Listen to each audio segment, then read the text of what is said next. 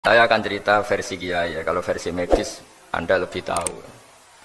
Kalau versi Kiai itu kematian itu dianggap hal yang sebetulnya ada versi Kiai ya, semua orang tahu lah pasti mati itu. Cuma inginnya mati itu kan macam-macam. Inginnya ya setelah kaya, terus setelah mapan, terus menangi anaknya mapan, cucunya mapan gitu. Terus itu pun sebetulnya ada siap mati juga, tapi ya tetap mati gitu. Jadi saya punya cerita, saya akan cerita yang lucu-lucu ya supaya nggak tegang ya menghadapi kematian. Dulu itu kroni itu ya sudah ada, jadi Nabi itu ya punya kroni, tidak hanya pejabat, Nabi itu punya kroni. Nabi Sulaiman itu bisa terbang, ya mulai dulu manfaatkan angin, jadi angin itu mulai dulu memang luar biasa, dimanfaatkan orang sekarang mulai tenaga angin, pakai rem angin, mulai dulu angin itu luar biasa. Nah itu teman dekatnya Nabi Sulaiman tuh ya agak sopan tuh bilang gini, itu Pak Nabi itu kalau nanti ada malaikat Israel saya pinjam anginnya supaya tidak bisa ngejar saya katanya. Jadi mulai dulu tidak hanya pejabat, Nabi pun ya punya teman yang agak-agak gimana ini. Suatu saat malaikat Israel disuruh nyabut orang, misalnya namanya siapa lah, nanti saya sebut ada yang tepaan sama nanti tersinggung, misalnya siapa gitu. Yang jelas namanya ada Agus tidak Bambang karena bahasa Arab. Itu orang ini cabut di India. Nabi Sulaiman kira-kira ya di Palestina kira-kira itu. Si orang ini ternyata di dekat Nabi Sulaiman. Nah karena Nabi itu kan orang hebat lah, sehingga malaikat ya kadang silaturahim ke para nabi. Israel sendiri ya kadang-kadang silaturahim ke para nabi. Silaturahim yang paling nggak disukai ya silaturahimnya malaikat Israel. Datang ke Nabi Sulaiman, sebenarnya niatnya silaturahim. Ternyata ketemu orang itu, kaget malaikat. Waduh ini gimana ini?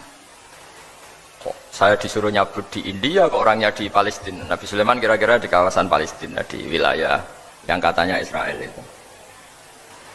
Karena Palestina kita tahu kan, menurut pemerintahan Israel wilayah Israel, menurut Palestina pemerintahan apa? Palestina. Tapi Indonesia alhamdulillah sampai sekarang itu nggak mau atau tidak punya hubungan diplomatik dengan apa? Israel. Sehingga kita harus istilahkan Palestina untuk warga Indonesia. Kaget malaikat ini, katanya disuruh nyabut di India kok ada di sini. Nah si kroni ini, si orang yang itu melihat malaikat Israel, entah kenapa kok dia bisa melihat itu, mungkin punya kekuatan tertentu karena dekat Nabi. Kaget dia, malaikat melihat dia karena janggal ya, disuruh nyabut di India, orangnya di Palestina. Si orang ini melihat malaikat juga takut, malaikat itu punya hawa yang luar biasa. Akhirnya bilang ke Nabi Sulaiman, ya Nabi Allah tolong pinjemin saya angin untuk saat ini juga saya bisa terbang ke India. Dipinjemin sama Nabi Sulaiman. Akhirnya orang itu sampai ke India, dikira angin itu sudah segala-galanya sampai India. Terus malaikat senyum, seneng dia. Wah ini sesuai protokol karena andai kan orang itu tetap di situ malah malaikat nggak berani ngambil karena prosedurnya harus ngambil di India. Jadi andai kan dia tetap diam di situ sebenarnya malah nggak masalah karena nggak sesuai apa panduannya harus karena dia terbang di India, malaikat itu nyusul ya terus diambil karena sesuai apa? Ya sesuai perintah harus memang diambil di India. Nah, kemudian saya akan memang dipesenin untuk memperkuat apa ya, nakes, teman-teman semuanya lah pasien. Tapi saya cerita dimulai dari yang seperti ini saya sengaja karena memang ya hidup itu seperti inilah. Pasti kita semua akan mengalami kematian. Cuma inginnya kita ya hidup itu ya sehat. Ya, terus kalau mati itu ya tidak punya utang karena berat nanti utang. Saya tidak tahu fikihnya itu. Kalau utang pribadi itu hisabnya berat. Kalau utangnya lembaga itu gimana itu? Dihitung salahnya direkturnya, dihitung salah karyawan yang minta naik apa? Gaji. Saya tidak tahu kayak utangnya Indonesia itu yang disalahkan itu menterinya apa presidennya, apa yang selalu mengajukan gaji 13. Tidak tahu itu karena di kitab tidak dibicarakan. Yang dibicarakan utang-utang apa? Pribadi ya. Kalau yang utang-utang lembaga negara itu Nanti tak tanyakan malaikat auditornya ini gimana cara apa? Itu yang disalahkan menterinya, apa presidennya, apa direkturnya, apa pengajuan proposal itu. Nah singkat cerita itu kalau ngadepin kematian atau sebenarnya yang ngadepin kehidupan juga kita ini. Inna sholati wa nusuki wa mahyaya wa mamati lillahi rabbil alamin. Saya bicara ilmunya kiai. Misalnya si A itu sebenarnya sudah ditulis dia mati karena kecelakaan. Yang satu ditulis mati karena sepuh, karena tua. Yang satu mati karena tersedak, yang satu mati karena ngelindur. Mungkin yang satu mati karena tenggelam. Sehingga sebetulnya adegan kita melihat Lauh Mahfud, kita ini ya naif. Saya berkali-kali ngaji bilang, kadang kita ini takutnya sampai angking takutnya dari motor ngelamun, gara-gara ngelamun kita. Adegan malaikat itu kok suka bully. Kawin gitu. Kamu catatannya kecelakaan kok yang kamu takuti apa? Covid. Tentang sejarah misalnya kita pernah hidup menanamkan kebencian sesuatu itu terus ke bawah. Anak cucu kita dikandani jogeman cocok wong iku musuh bapakmu, mbahmu itu. Sehingga anak cucu itu dendamnya diwariskan. Wong dendam kok dia apa?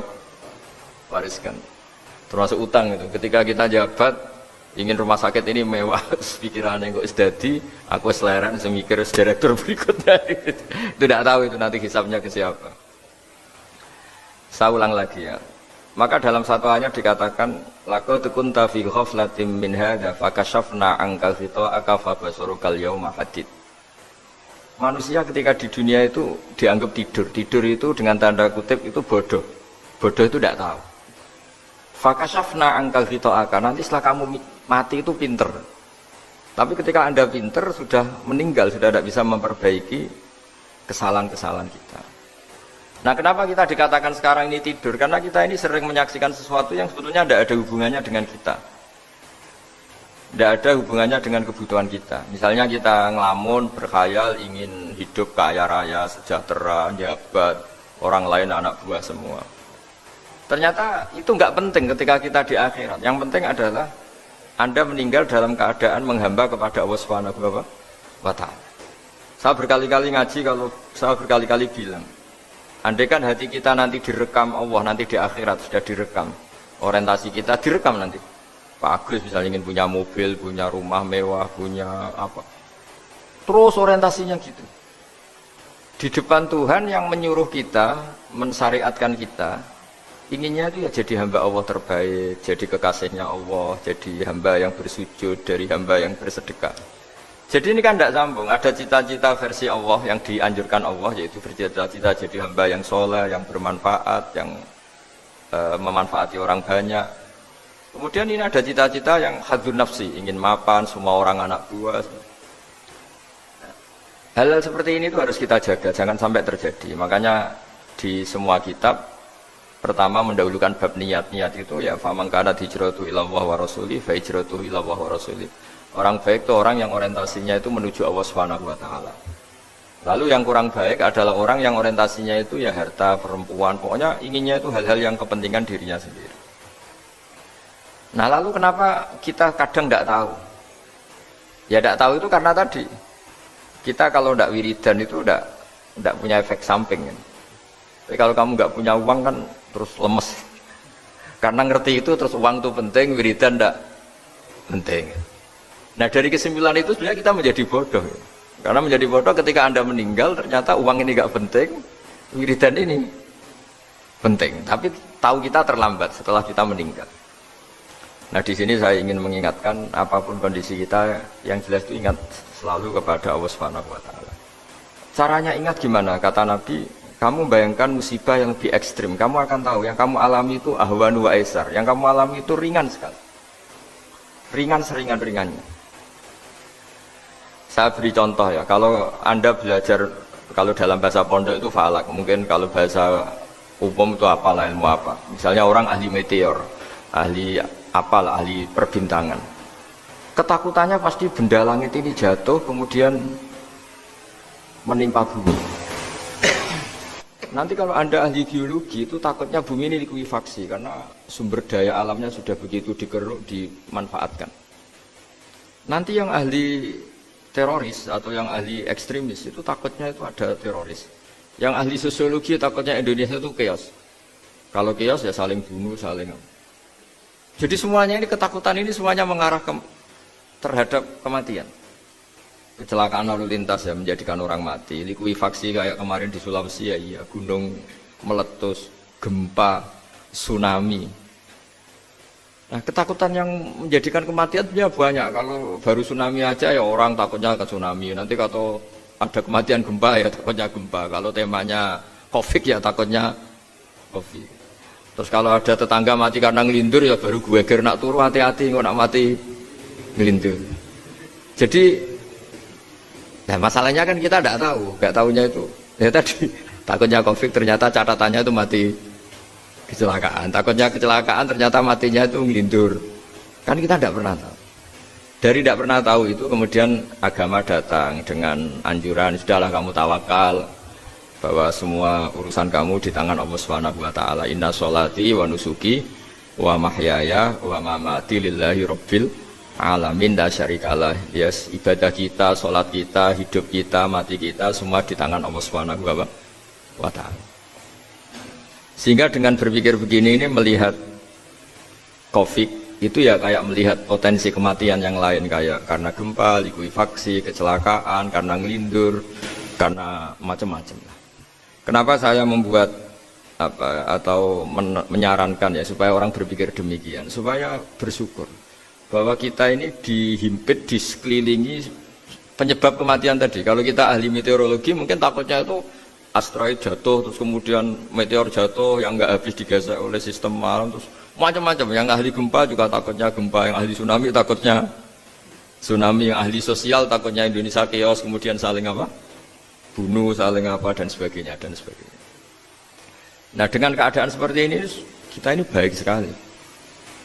Bukan sekedar baik, baik sekali. Kita tidak mengalami chaos sosial, kita tidak mengalami likuifaksi, kita tidak mengalami benturan benda langit di bumi kita. Karena itu sekali terjadi, bukan 1-2 lagi, tapi habis seluruh Indonesia, mungkin seluruh dunia.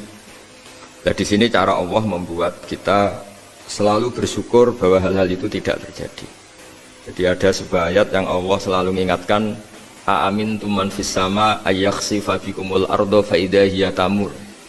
Kamu boleh sekali-kali berpikir, bumi ini justru potensinya itu likuifaksi, potensinya itu hancur karena di bawah itu ada magma, ada apa minyak, ada macam-macam. Ini kan di bawah ini kan ngerongkong cara Jawa itu karena diambilin terus. Pira-pira diambil ya ini ya ono masih bisa dipakai. Belum sistem bumi sendiri, wafil ardi kita mutajawirat, bumi sendiri itu berupa lempengan-lempengan. Setiap saat itu potensinya geser, sekali geser ya jadi gempa. Terus belum benda langit yang potensinya juga jatuh, sekali jatuh ya habis kita. Jadi yang kita ini dikepung sekian potensi yang bisa menghancurkan kita. Tapi nyatanya, mulai Nabi Adam sampai sekarang itu ada kehidupan, ada khayal. Sing Joko yang kepengen payu rabi, mungkin sing wis payu rabi ya mbah kepengen mbah roh. Macam-macam lah.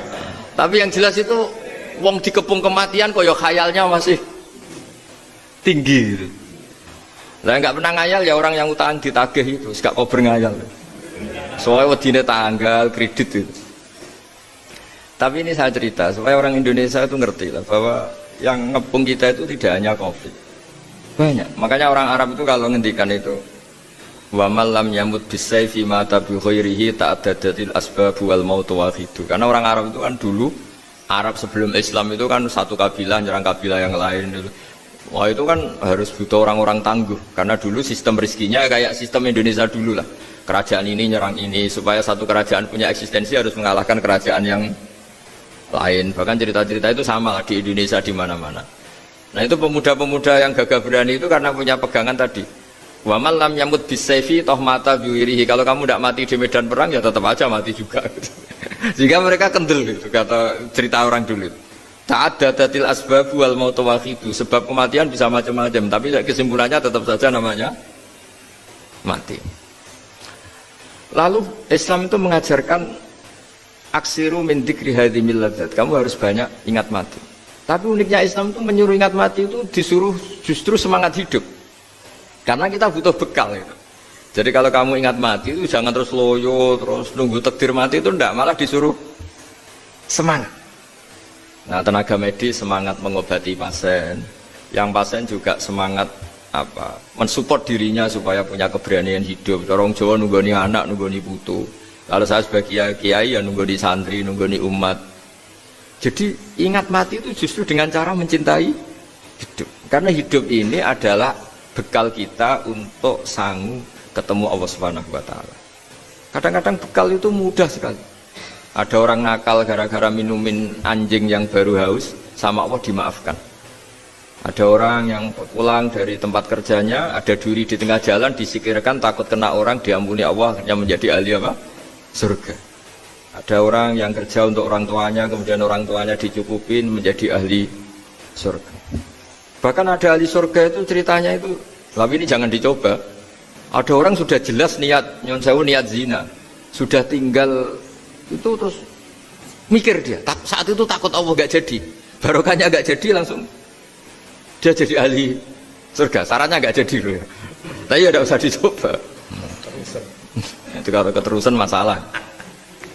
Jadi Islam itu menganjurkan ingat mati, tapi justru dengan cara mencintai kehidupan. Karena yang jadi referensi Allah nanti di akhirat adalah perilaku kita, amal kita zaman apa? Hidup. Jadi disuruh ingat mati, tapi justru dengan cara sangat mencintai apa? Kehidupan. Lalu yang dinamakan kehidupan itu apa? Ya kita-kita ini. Ada yang mengkhidmati agama, mengkhidmati orang sakit. Mengkhidmati itu ya berbakti, membantu. Ada yang nata lalu lintas, ada yang nata keamanan kayak Pak Polisi, ada yang nata keuangan kayak Kemenku, macam-macam. Semuanya harus kita cintai, profesi-profesi yang oleh Islam dianjurkan untuk kita nekuni itu. Jadi saya mohon lewat cerita ini orang itu tidak fokus takut COVID. Kasihan COVID kan jadi tersangka pembunuh sini. Padahal di kampung-kampung orang lugu-lugu yang saking nggak ngertinya itu kalau dikasih sumbangan itu katanya itu salam nih COVID matur nuwun. Itu ribet kalau orang lugu-lugu itu. Dikira COVID itu satu makhluk atau manusia yang apa? Nyumbang itu. Jadi saya mohon semohon-mohonnya, minta seminta-mintanya, sampean harus ngitung nikmat lah.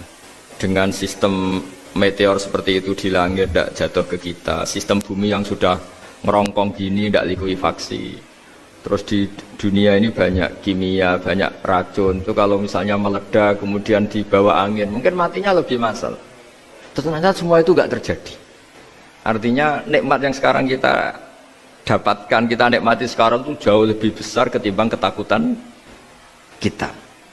Nah, ini Islam selalu menganjurkan fazkuru ala Allah la'allakum tuflihun. Selalu ingat sisi-sisi nikmatnya Allah. Kamu jangan hanya sisi wah kita dikepung Covid, kita punya istri judes, punya anak nggak nurut, punya atasan sadis, punya anak buah nggak loyal. Kalau gitu terus ya kamu nggak berani hidup. Yang diingat masalah terus. Itu salah, hidup seperti itu salah menurut Islam. Yang Islam menganjurkan fazkuru ala Allah, kamu ingat sisi-sisi nikmatnya Allah, bukan sisi-sisi kita hidup itu diuji. Saya punya sekian cerita ulama-ulama yang unik, yang punya nasihat itu. Jadi ada orang kaya raya dulu temannya banyak, anak buahnya banyak. Suatu saat dia miskin terus gak ada yang berkunjung. Terus dia ngeluh, curhat ke ulama itu. Ketika saya kaya yang berkunjung banyak, ketika saya miskin kok nggak ada yang berkunjung, kurang ajar betul teman-teman saya. Terus kata kiai itu lucu kalau yang ada nih, ya bagus gitu dong ketika anda miskin sudah ada yang berkunjung. Loh kok bisa? Ya misalnya kamu sekarang jadi buruhnya orang, pas disuruh-suruh dibentak-bentak, terus teman kamu udah datang, malah kamu jadi tontonan toh. Mendingan nggak udah datang, jadi kamu ketika buruh orang nggak malu karena teman-teman kamu sudah tidak datang. Ya alhamdulillah kalau gitu ya. Jadi dulu satu hal yang dia dulu nganggap problem, ya kan kalau kamu misalnya dulu kaya temannya banyak jabat, terus yang takut banyak. Ketika sudah miskin, yon sawu jadi buruhnya orang disuruh-suruh, terus teman kamu tetap do datang. Siap nggak Anda? Siap datang apa siap tidak datang? Lebih siap tidak datang sebetulnya kan? Karena nggak jadi tonton. Akhirnya dia sadar. Ya gitu kalau dikeluhin istri saya ini judes, sering marahin gini-gini. Ya bagus dong marahin kamu. Kalau marahin tetangga malah masalah. Coba kamu punya istri kalau marahin orang lain pusing enggak? Mendingan marahin. Jadi pokoknya dilatih terus. Lama-lama dia bersyukur. Nah termasuk cara kita melihat kehidupan. Ada doa Rasulullah SAW yang luar biasa, ya Allah, jadikan kehidupan ini sebagai penambahan saya untuk berbuat baik. Wal mauta rohatan li min kulli syarrin. Kalau saya engkau takdir mati, ya anggap mawon ini mati itu berakhirnya semua potensi keburukan saya. Orang itu kan potensinya dua, buruk betul atau potensi buruk. Mungkin sekarang kita ada korupsi, tapi saja suatu saat kita korupsi. Mungkin sekarang kita ada salah, suatu saat potensi salah. Dan mati itu mengakhiri itu semua. Makanya saya berkali-kali cerita kalau ngaji, kalau orang-orang alim NU itu kalau ada bajingan mati tetap dia seksen ini baik, dia. Itu tetangganya nggak mau semua. Wong bajingan darah ini baik, tapi kiainya ngotot harus disaksikan kalau ini baik. Akhirnya mereka bilang ya baik-baik, padahal di hati kiainya sudah tidak bisa garong lagi, tidak bajing lagi, ya baiklah gitu. Jadi sehingga orang-orang soleh itu melihat hidup itu ya biasa, melihat mati itu biasa, karena hidup adalah sarana kita menambah kebaikan dan mati adalah akhir dari segala keburukan kita atau potensi keburukan kita. Jadi Islam itu mengajarkan kita gimana menghadapi kehidupan, juga gimana menghadapi apa? Kematian. Jadi saya ulang lagi, itu ajaran-ajaran Islam yang luar biasa. Jadi ij'alil hayata ziyadatan li fi kulli khairin wal mauta rohatan li min kulli syarrin. Jadi hidup menambah kebaikan, kalau kita mati anggap saja mengakhiri semua buruk kita kalau kita sedang buruk atau potensi keburukan kita. Saya cerita ringan tapi supaya diingat-ingat. Jadi kalau kita yang nekuni, saya tadi kan sudah bilang, kita kiai yang nekuni ilmu itu, ya tadi kita agak fokus bicara COVID. Inna Allaha yumsikus samawati wal ardo antazula wala in zalata in amsakahuma min ahadim min ba'dih. Kalau kamu ahli meteorologi kan melihat ini jatuh jumlahnya besarnya sekian. Ini kalau digesek oleh atmosfer paling masih sekian, kayak kemarin Januari kan hujan meteor yang sering kena Lampung kemarin. Terus di mana-mana mesti takut kamu itu. Kalau kamu ahli gempa takutnya itu ya pergeseran lempengan bumi. Kalau kamu ahli tsunami ya takutnya tsunami. Kalau ahli sosiologi ya takutnya chaos sosial, ya sama. Kamu medis ya takutnya penyakit yang menular, penyakit seperti itu. Oke, kita sekarang fokus menghadapi COVID dan kita selalu berharap supaya Indonesia terbebas dari apa? COVID dan musibah-musibah yang lain. Ya itu tadi, apa gunanya terbebas dari COVID tapi chaos sosial kayak apa terus kita. Sehingga Islam selalu mengajarkan harus disyukuri lah bahwa kita sekarang alhamdulillah kita hidup harmonis. Kita kata Mbah Mun Bhinneka Tunggal Ika itu dingendikakno terus yang terakhir masalah air. Air itu sumber kehidupan. Di antara Allah mengingatkan kita adalah qul ara'aitum in asbaha ma'ukum ghoron famayyatikum bima'in ma'in. Bumi ini kan bawahnya ada magma, terus ada air. Normalnya air itu enggak ada. Secara teori itu normalnya air itu enggak ada karena bumi itu kan kalau ada air kan meresap. Sudah meresap, bawahnya itu ada minyak, ada magma, harusnya air itu tersedot habis. Tapi orang saking angkuhnya, saking cueknya ngira air itu malah potensinya itu abadi. Sebetulnya kalau menurut teori alam, air itu gampang hilang kan, diletakkan di bumi ya bumi itu meresap. Nanti bawahnya itu ada minyak, ada sebagian ada magma, ada macam-macam. Jadi potensi air itu harusnya nggak ada malah kalau melihat sistem itu. Tapi karena Allah saking rahmannya, air ini dijaga sedemikian rupa tetap ada. Kalau melihat sistemnya kan normalnya malah nggak ada. Makanya Allah selalu mengingatkan, in asbahama ukum ghoron. Suatu saat air yang kamu pakai, yang jadi sumber kehidupan itu bisa saja tahu-tahu hilang. Mungkin tersedot oleh panas bumi atau corong Jawa niku nyeresep entek atau gimana lah cara Allah menghilangkan. Famay ya'tikum bima imain. Lalu siapa yang bisa mendatangkan air itu lagi? Ini kata para hafid, ini yang kata guru-guru ya termasuk yang dikatakan Pak Mukhtar ini. Nanti orang harus menghentikan menjawab Allahu Rabbul Alamin. Hanya Allah sendiri yang bisa mengatur air ini selalu ada. Itu Pak, kalau kamu pikirkan air kamu sokkan di bumi kan mesti langsung hilang, meresap ke bumi. Bumi ada bawahnya lagi, ada bawahnya lagi. Dan mungkin bukan yang paling bawah, mungkin tomak, harusnya itu nggak ada. Tapi Allah saking sayangnya mengatur sistem, air itu ada dan tersedia. Tapi ketika orang terlalu cuek dan angkuh, sampai lupa syukur tersedianya apa? Air itu Allah mengingatkan, disuruh bayangkan. Kul aro'aitum, coba bayangkan kalau in asfahama hukum. Tadi kan ada khataman ya, saya ikut terima kasih. Bayangkan kalau air suatu saat itu ghauron menjadi hilang. Fama ya'tikum bima imai. Jadi saya tidak bisa spesifik memberi nasihat tentang kopi karena ya tadi yang bisa membunuh kita ini banyak. Ya tsunami ya bisa bunuh, gempa bisa bunuh, likuifaksi bisa bunuh, jatuhnya benda lain kita bisa bunuh. Takut tanggal utang kaget ya bisa bunuh. Macam-macam ya. Semacam-macam lah ngelindur ya. Kemarin mudik aja yang sebelum tertata rapi aja mudik aja berapa kemarin kalau ada apa mudik Lebaran yang tahun berapa 3 tahun yang lalu atau 4 tahun yang lalu dulu. Jadi saya mohon ketakutan kita adalah yang hakikat adalah takut jadi hamba yang tidak baik. Itu yang harus jadi ketakutan sejati. Takut kita di mata Allah tidak jadi hamba yang baik sehingga kita jauh dari Allah Subhanahu wa ta'ala. Karena cita-cita terbesar kita dan cita-cita terbaik kita adalah jadi hamba yang diridhoi Allah Subhanahu wa ta'ala. Sebaliknya ketakutan kita sejati adalah takut su'ul khotimah, takut jadi hamba yang tidak baik. Kita inginnya adalah assalamu alaina wa ala ibadillahis sholihin. Yang berhak mendapat keselamatan dunia akhirat adalah orang-orang atau hamba-hamba yang soleh. Ya tadi untuk menjadi soleh itu gampang di Islam itu. Tenaga medis, nolong pasien ya ibadah. Pasien husnudzon sama dokter ya ibadah. Mengelola hidup, ingin hidup ya ibadah.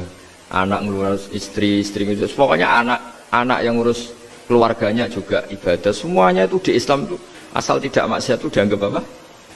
Ibadah. Dan untuk orang menjadi kekasihnya Allah kayak tadi, ada orang yang karena ngerawat hewan dijadikan walinya Allah, menghilangkan apa duri atau pengganggu di jalan jadi kekasih Allah.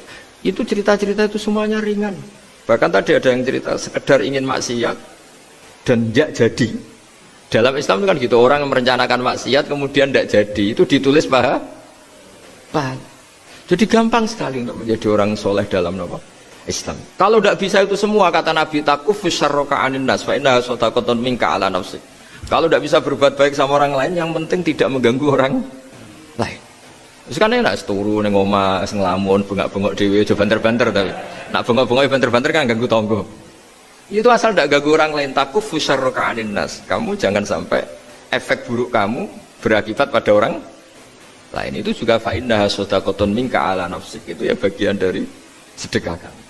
Taruh saja misalnya kalau secara ilmu medis, misalnya kita ini kok dinyatakan positif COVID, secara ilmu medis nggak boleh ketemu orang lain, terus kamu diisolasi. Kamu niatin ketika diisolasi itu tidak menularkan bahaya kepada orang lain. Itu juga ibadah. Jadi ibadah itu gampang sekali, mudah sekali. Karena agama ini yuridu wa bikumul yusra wala yuridu bikumul usra. Agama ini mudah bukan sulit.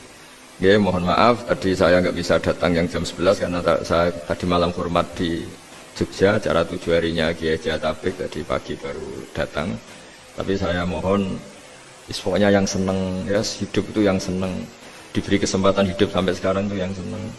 Jangan karena teman kamu meninggal terus seakan-akan ini teman saya meninggal, paling saya besok. Kok kamu tahu?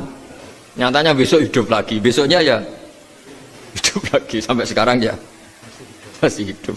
Sudahlah, mensyukuri yang ada. Jadi sudah saya mohon, syukur itu penting. La in syakartum lazidanakum. Justru dengan kita syukur itu insya Allah segalanya akan tambah baik, tambah baik. Matur nuwun, ngapunten ingkang kathah. Assalamualaikum warahmatullahi wabarakatuh.